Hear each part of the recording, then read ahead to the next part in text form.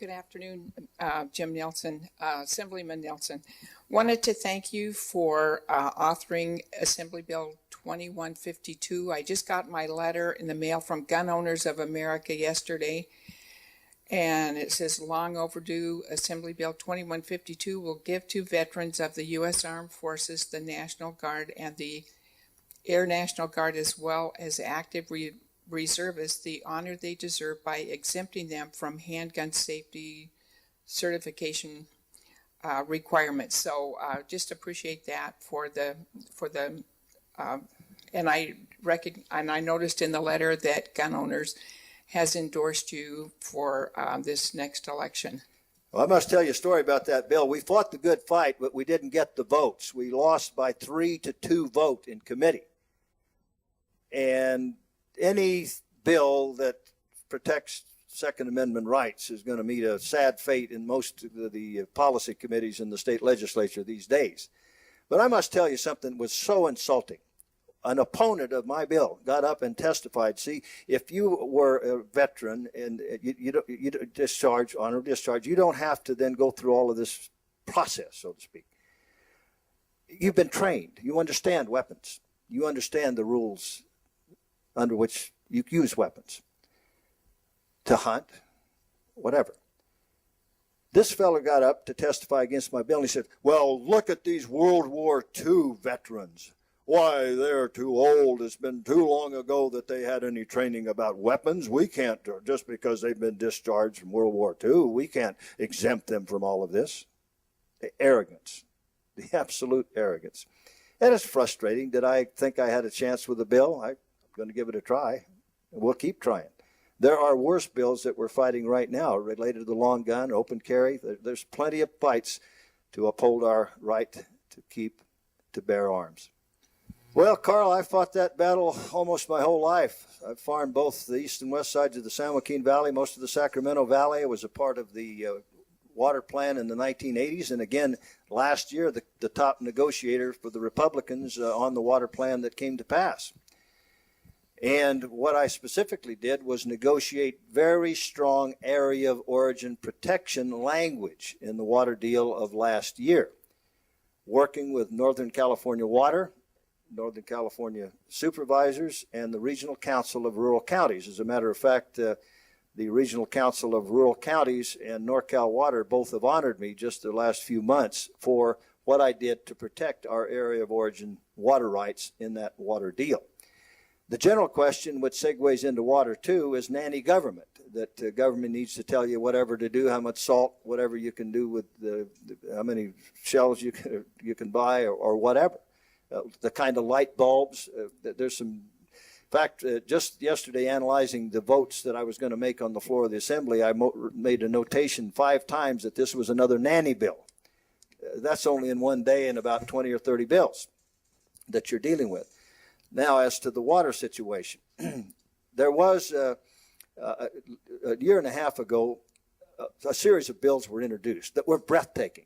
They would have created a czar of water that would be more powerful than any elected representative, local, state, even. Your governor, your elected representatives like myself, this czar and this Delta Stewardship Council would become the Coastal Commission for the rest of California. And if you have dealt with the Coastal Commission, folks, you don't want that for the rest of California. And I got to play the lead role negotiating that away, so that Delta Stewardship Council did not have that dictatorial authority. With a bond, we do have an opportunity for $3 billion for the first time since 1960 to build some surface storage that likely would be the Sites Reservoir in Colusa County. We cannot conserve our way into our water future. We have got to have additional well-managed supplies, and we must accept something else that's been slipping away for decades, that human beings have a water right. But in addition, they're now looking at our domestic wells. The board is more concerned, in fact, with our domestic wells, your domestic wells, than they are concerned about the septic tanks, but they want to control both and come and inspect both and tell you to do this, do that, or the other thing, and pay these fees to have them come out, and then tell you that all the money you're going to have to pay to replace that well, because they've deemed it a hazard in some way. And you know where the next step with that would be? When you can pump.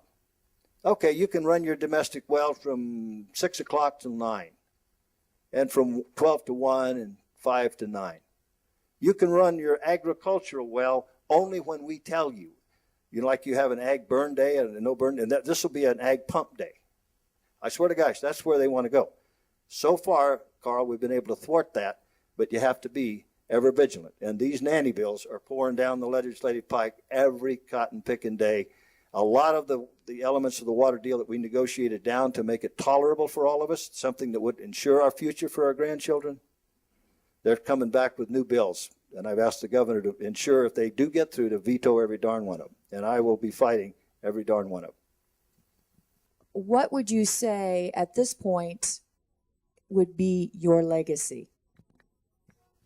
You know, if I would to say that the biggest legacy is to what degree I have helped individual people that I've represented in the districts that I've represented, the 2nd Assembly and the 4th Senate, and in fact the state of California. The lives that you touch, the actions that you take, the day-to-day little things that we intervene dealing with, like Mark Spanigal here with me, a little office equipment owner. The Gestapo agency of government marches into his office, says, I'm going to take 4 of your office chairs to burn. Now, we're fussing with that, okay? But that's the thing that makes me feel the most warming in my heart, that I help some individual citizen. The bigger issues, obviously. I want to be a part of an architect of a responsible, enduring budget in the state of California that's balanced without tax increases, that really changes how government serves the people rather than itself. And I think we've made a dent in that regard.